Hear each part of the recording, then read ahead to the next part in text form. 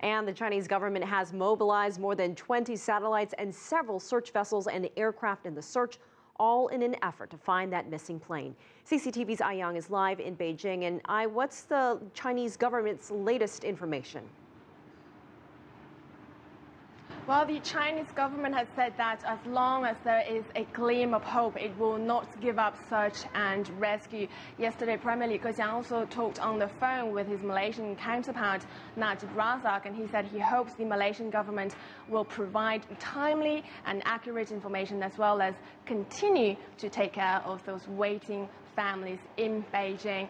Meanwhile, yesterday, the Chinese Foreign Ministry added that as well as timely and accurate information, it also wants the Malaysian government to provide third-party information, and this possibly means that the Chinese government is not entirely satisfied with what has been provided by the Malaysian side. And yesterday, China's ambassador to Malaysia, Huang Huikang, said, although the Malaysian government has tried its best, clearly its experience and capabilities in dealing with such cases is not enough.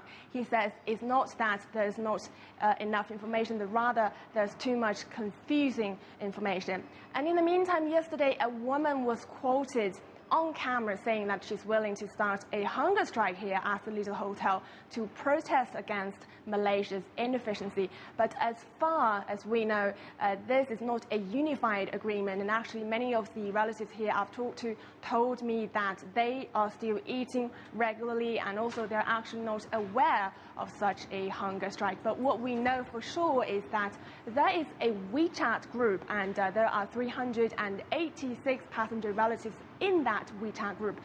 Several dozens of them are very active. They talk among themselves every day, but mainly it's about news developments on TV. And yesterday there were words about local officials talking them out of the idea of a hunger strike, but not much more than that. And in the meantime, what we know for certain is that family members are now working on forming a committee, and with this committee they hope in the future they will reach better consensus among themselves first and then put forward requests in a more formal manner.